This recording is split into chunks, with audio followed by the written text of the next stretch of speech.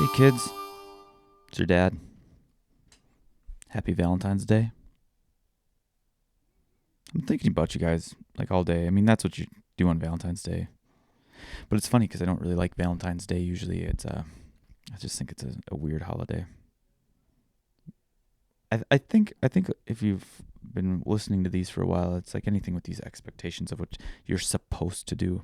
I have a problem with that, and so it feels like you're supposed to buy flowers and candy and all these other things and today or a lot of these days. And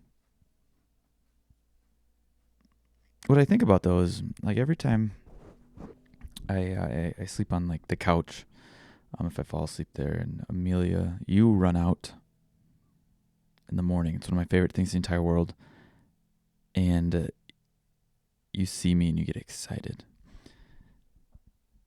Dad, I'm awake. It's light outside. It's not dark anymore. And you jump on me, and sometimes you grab books or give me your stuffed animals, and you put them all on top of me, and it's the best way to wake up every morning. And I'm not a morning person, but when you do that, I feel like I become a morning person. And I have become more of a morning person because of that. I look forward to waking up when that happens. And Luke, you are running around like crazy and pulling yourself up on everything. It's crazy that you reach for me now, and I love that too. It's you follow me around, you follow all of us around. Today you tried to pick up Squishy, but you don't know how to pick things up, so he screamed and tried to bite you.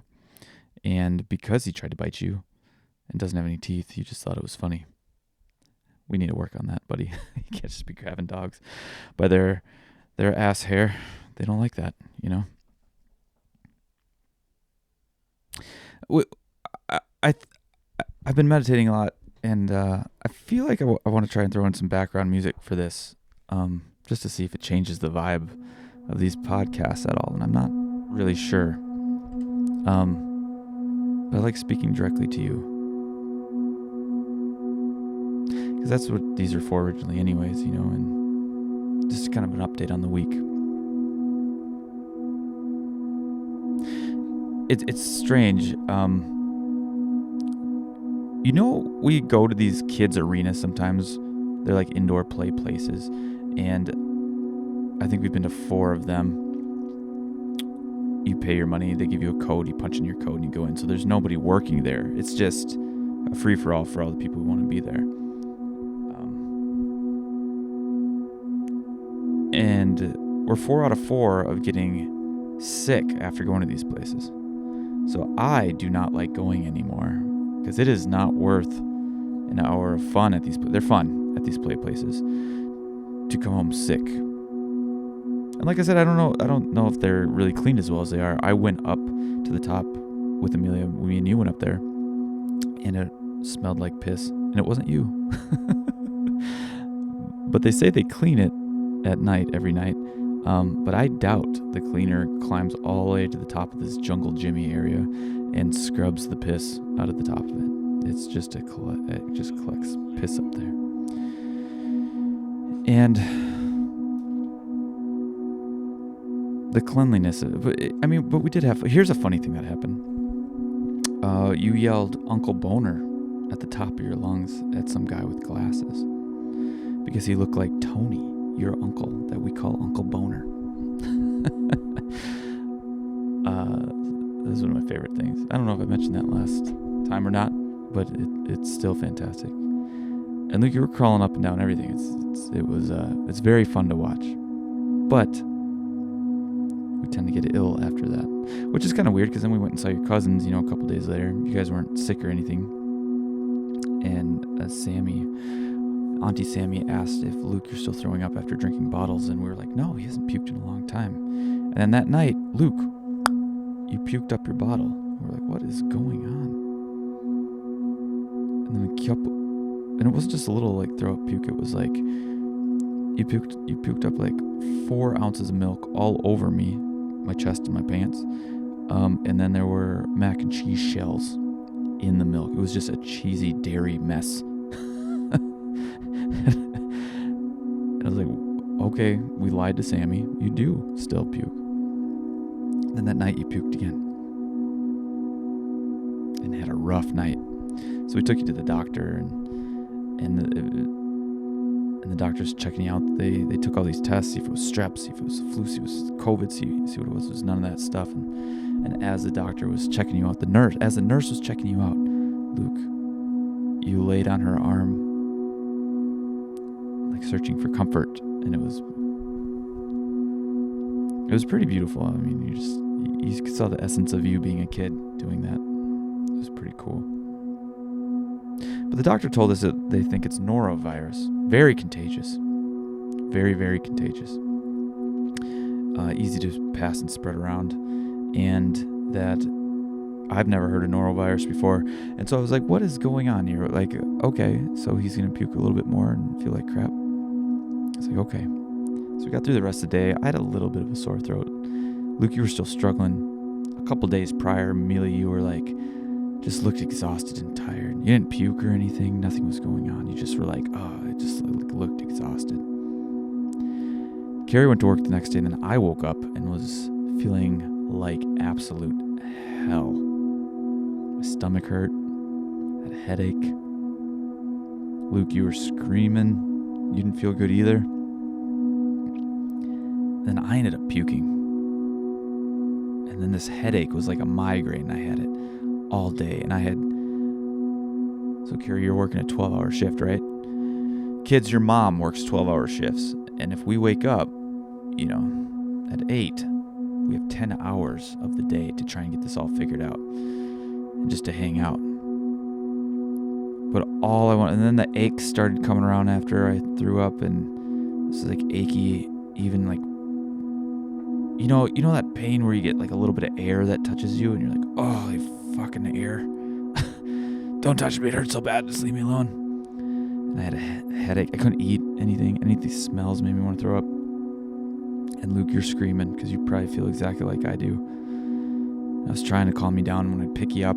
Maybe you had the aches too, but you were kind of rejecting me and pushing me away. And then screaming and screaming and screaming. I had a headache, and I'm like, oh, fuck. And trying to hold you and wiggle back and forth. I just felt awful. Like I was on a boat, Made my headache worse, made my stomach worse. So I tried to put you down. Texted Kara, I was like, I am not doing good. I think I got what Luke had. And she's like, just put in Bluey for Amelia. And I didn't want to. I don't like you watching a lot of TV like that, but we put in Bluey. And you watched Bluey. And you watched more Bluey and more Bluey and more Bluey while I was just trying to recover. And Luke's screaming. And I'm thinking, fuck, I got 8 hours now left to go. I got 8 more hours left to go. How am I gonna make it 8 hours? Oh my God. And it felt like kind of like Christmas, but the opposite, right? Where you're just like, I can't wait, and it's coming. How do I speed up time? I just want time to speed up so I can and I just wanted time to speed up so Carrie would come home so I could just fucking die. And hours kept rolling by.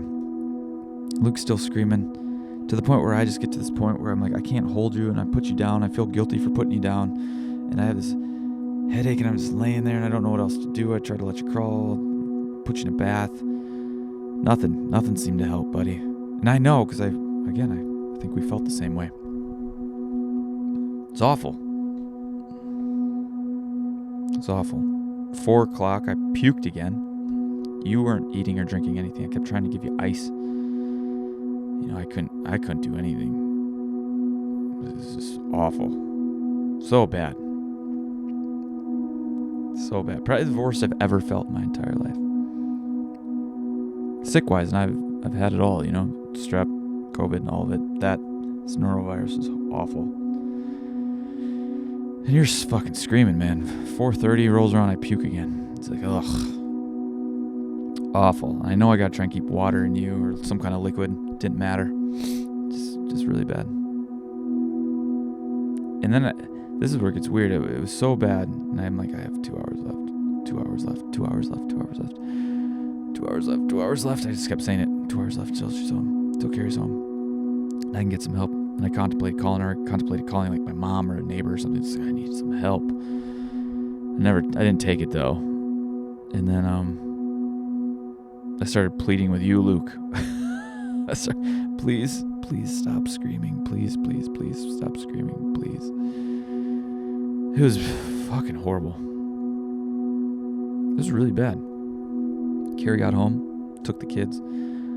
I sat in a bath for an hour, and I don't even like baths, but I just needed some kind of heat with an Epsom salt and just laid there. And then I got out, Carrie put the kids to bed, I laid down. Ugh, it's awful. When Carrie asked how I was doing when I got out of the bath, I almost broke into tears. Not because of I was sick, but because I couldn't help Luke, and I felt like a failure as a parent again. That I couldn't take care of myself. I couldn't take care of Luke, who was feeling the same way. I couldn't take care of Amelia, who was just kind of plopped in front of the TV. Because I couldn't play with her, I couldn't move, I couldn't chase her, I couldn't play, I couldn't do the usual things I do. And I've never been this sick having kids yet. And that was tough. That was really tough. Because usually what I do when I get sick is I go curl up by myself into a ball or a room. I either watch movies or play video games or just sleep or just do nothing. And I go by myself. I like to be alone. When I looked this up, I saw that solitude is reliable for me. I can control all the variables, nothing else is coming in. And especially when you're sick, you don't have a lot of energy. Being alone for me feels fantastic. It's the best. And as I explored this more, I seem to regulate the best when I'm alone. I just need some space. Introvert in me kind of created that. So it makes sense, right? And when you have a kid who's demanding you're there to help the kid. You're there for, they don't have any other way to get the help they need. They don't even know what they need. That's hard. It's so hard. No one really talks about this. It's fucking hard, man. Good news about norovirus though is after 24 hours, you're feeling pretty fucking good. Luke, you start to feel better. I started to feel better. I didn't eat much that next day again, but by the following day, I tested the waters with a little toast. I don't even eat toast. I had cinnamon toast, put some sugar on it, little cinnamon, like your mom makes you when you're a kid. I had that for the first time 20 years. And I was like, that's good. I'm gonna have some peanut butter toast now. I just fucking toast, man. I forgot all about toast. Who forgets about toast? It was delicious. And it felt good. My body was getting fuel again. So we went out, Carrie and I got Chipotle. I mean, come on. It's if you're gonna swing for the fences, you swing. And it was delicious. Because Chipotle, especially in Burnsville, it's the best Chipotle. Oh, they do a good job. I don't know what their secret is, but it's fantastic. But we got over that, and there's things that I was wrestling with that whole time. I just felt like a failure as a parent, This felt really bad. If we're speaking about this regulation thing that I keep bringing up, and I'm just, not even just when I'm sick, but when I get overwhelmed, too much. There's two things I tend to do. I get away to get some space because I regulate best when I'm alone, right? And then I feel like I'm just being a shitty person by a shitty parent. I shouldn't even say person. A shitty parent by not being there for you guys. It feels like I'm leaving you. And there's this voice in my head that says, you need to be stronger. You need to be tougher. You need to try harder, which is a common bullshit that hurts me, been hurting me for a long time, that whole idea. And then there's this part that gets angry, right? Oh, it's fucking hard too. And what's really hard is I've kind of noticed this other thing is, I even went online and tried to look all this shit up. I was like, why do I get so frustrated when somebody wants my help, but they don't accept it. And I've learned with adults that when that happens, I just, all right, you're on your own. I tried. I opened the door. I'm not going to try and force you to go through it. I'm not even going to sit in the door for you. But if you walk through it, I'll still be here for you. But I'm not dealing with your bullshit, anymore. It's been a strong boundary. It's been very helpful. Very helpful. It's allowed me to just separate from bad situations that aren't going to help anybody. But when you have a kid, you can't just be like, oh, you don't want to put on your pants. Bye. Or you're screaming and to the point where, or here's an example.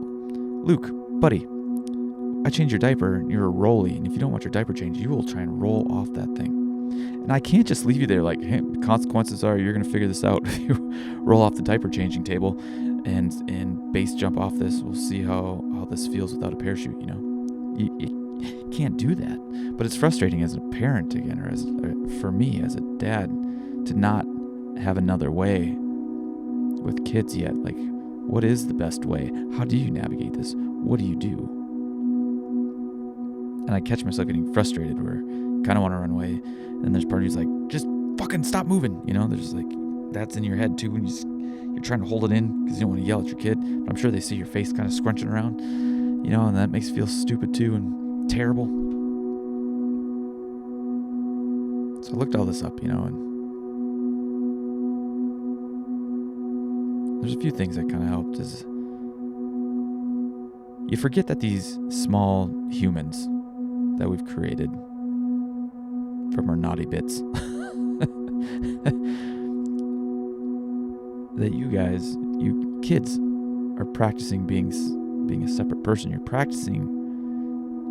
You're learning how to navigate and be human in this world. And you don't have these skills yet, You're just like, you'll roll and jump and scream. Luke, today, you had a piece of cracker on your eyebrow. And Amelia came over and was being your sweet big sister and tried to get it. But you didn't, it appeared that you didn't know what she was doing. She was just touching by your eyeball and you kept trying to bite her fingers.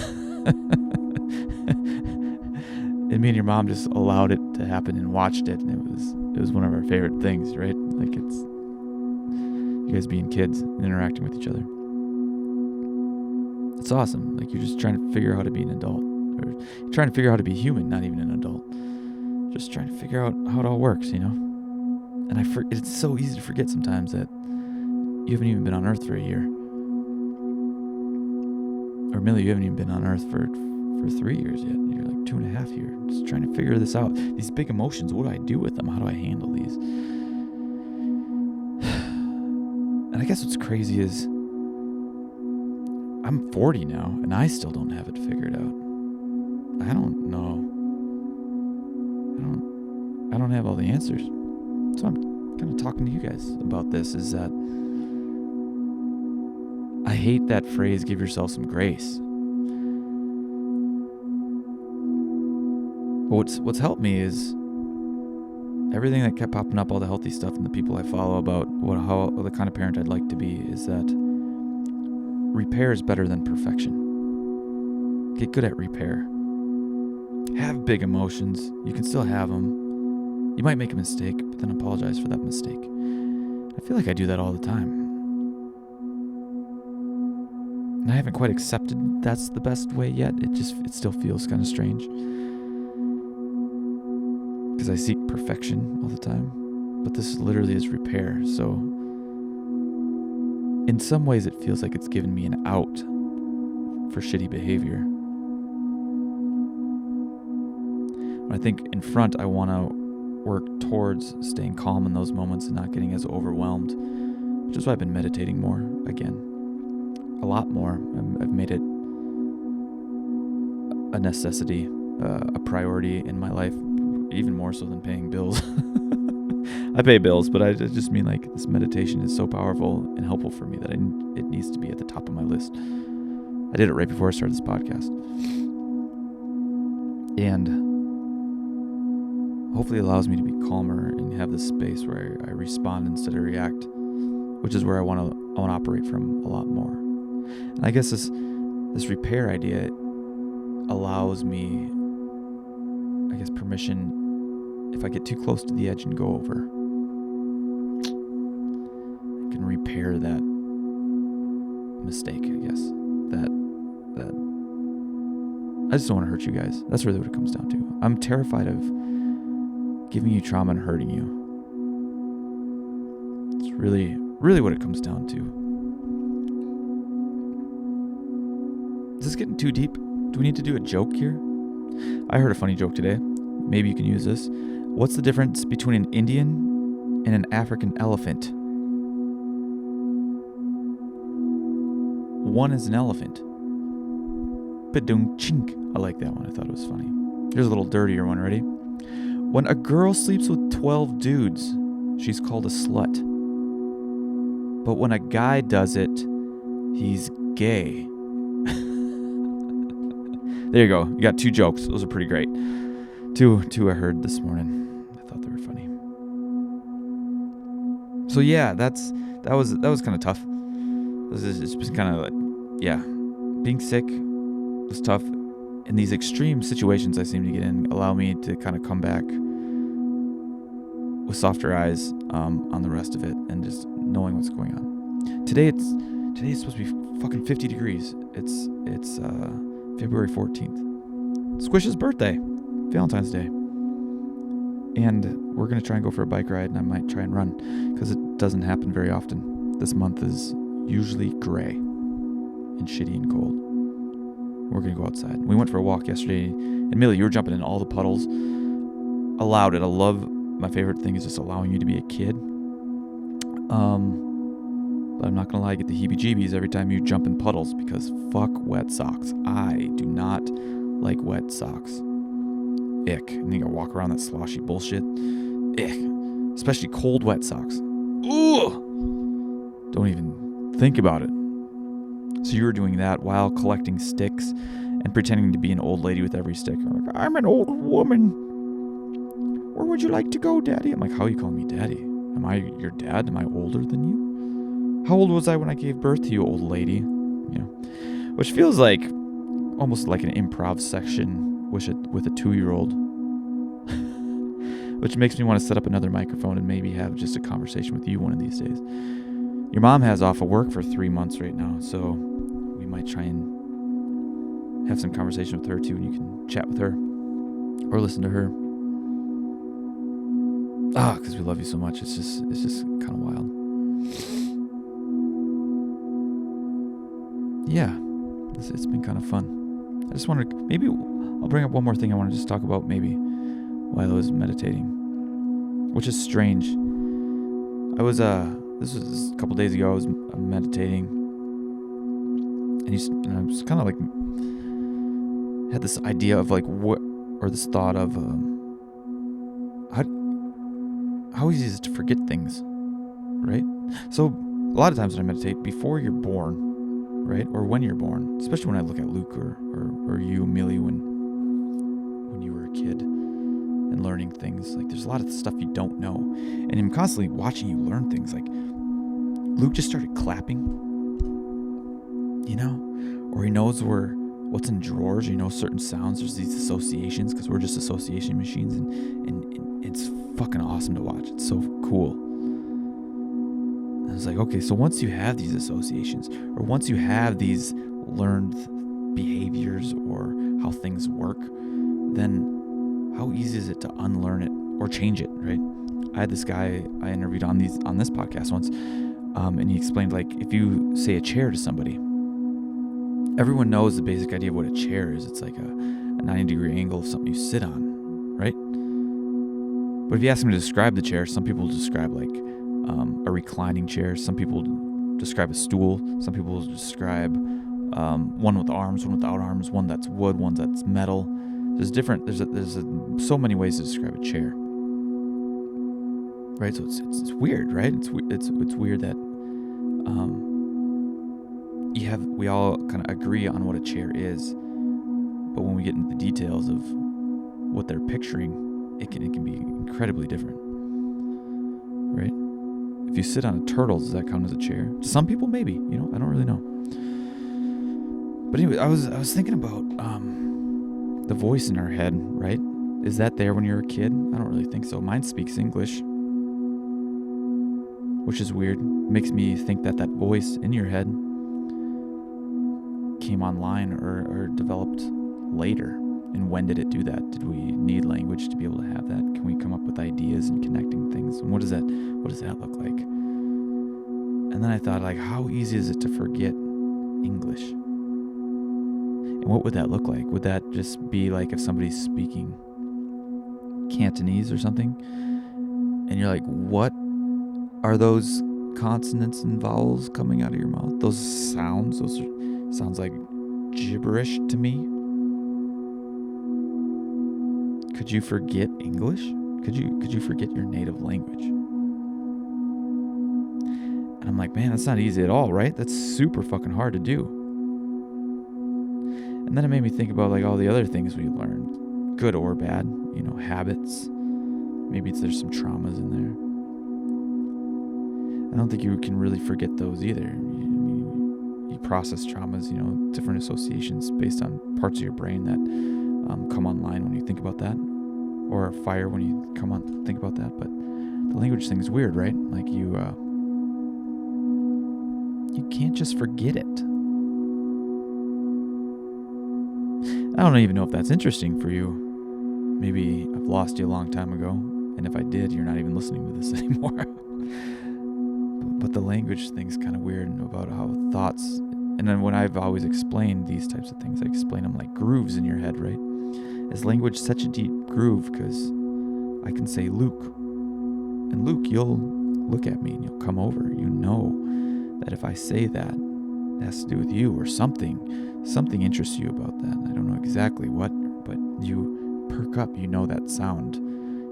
You know what that sound means, something associated with you. It's very strange. And does it go away, right? Like just say your name. Say you changed your name. Anytime you heard Luke, would it be less of a response in your body? If people don't call you it as often anymore, it's not reinforced. Would it go away eventually, where you don't even react when you hear it? And then at the end of meditation, I'm always here. I always like kind of, I'll go down a rabbit hole, right? It's like, holy fuck, this rabbit hole, I'm way down in there. And then I go, oh, what's behind that? And that's where I meditate. That's where I feel the most peace, even if it's for 5 minutes, 10 minutes. Usually meditate for 20, but it takes a while to get there. So like 15 minutes maybe would be the max. I can just like go beneath that and just, and even my brain's still twinkling and trying to find things, and I can just sit there in this space. It's like this void that's always there, but for some reason, whatever's paying attention in that space is constantly watching my brain, my thoughts and ideas, and trying to connect things and do things, and things are always trying to I'm always trying to figure things out and learn more, because there's a lot of curiosity there. So it's like, can that computer kind of just work up here above, and I can sit below and just let it do its thing, and am I okay there? And I always am. I've even had the thought, like, would I be okay if, in the worst case scenarios, right? In the worst case scenarios for a long time, I was like, what if I was imprisoned in jail? Could I just sit in this space? And I got to a point where I was like, I think I could. I think I'd be okay there.